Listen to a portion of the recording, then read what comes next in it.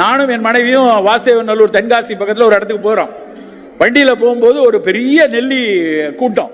அந்த மரம் முழுக்க கொத்து கொத்தா நெல்லிக்காய் எப்படி கொத்து காய்ச்சிருக்கும் பார்க்கும்போது தெரியும் இல்லையா, அப்படி காய்ச்சிருக்கு. தடார்னு வண்டியை நிறுத்திட்டு அந்த நெல்லிக்காய் கொஞ்சம் வாங்கிட்டு போவோமே அப்படின்னு நினைக்கிறோம்.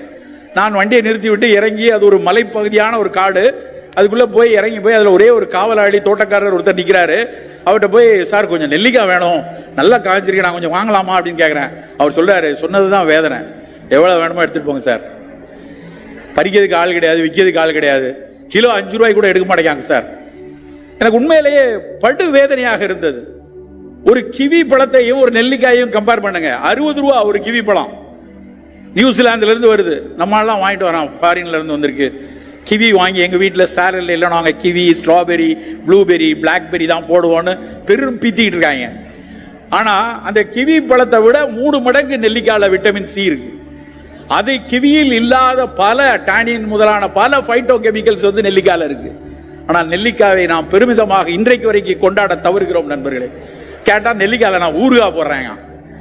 நம்மால் எதை எடுத்தாலும் ஊறுகாயை போட்டு, இல்லைன்னா பஜ்ஜி போடுவாங்க. ஒன்று ஊறுகாயை போடணும், இல்லைன்னா பஜ்ஜியை போடணும், அப்பதான் திம்போம். ரெண்டும் பண்ணோம்னா அது நெல்லிக்காயையும் சாவடிச்சு நம்மளையும் சாவடிச்சிடும்.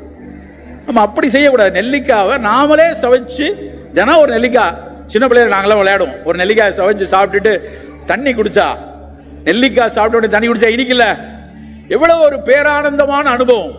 அதை நம்ம கொண்டாடி கொண்டாடி அந்த கதைகளை அடுத்தடுத்த தலைமுறைக்கு சொல்லணும். நம்ம வீட்டு பிள்ளைக்கு வாங்கி கொடுத்து, நீ உனக்கு சொல்லுவேன், இது முடிச்ச உடனே தண்ணி குடிச்ச உடனே ஒரு விளையாட்டு இருக்கு அப்படின்னு ஒரு கற்பனையை வளர்த்து, அந்த குழந்தைக்கு அதுவரை சாப்பிடாத நெல்லிக்காய் சாப்பிடாத ஒரு குழந்தை ஒரு துண்டை சாப்பிடும் போது அது கொஞ்சம் மூஞ்செல்லாம் கோணும், கொஞ்சம் புளிக்குங்க, கொஞ்சம் துவக்குங்க, அப்புறம் டக்குன்னு ஒரு டம்ளர் தண்ணியை குடிச்ச உடனே இன்னைக்கு எங்கிருந்து வந்துச்சு அப்படின்னு சொல்லி அதில் ஒரு உற்சாகத்தை ஏற்படுத்த வேண்டும் நண்பர்களே.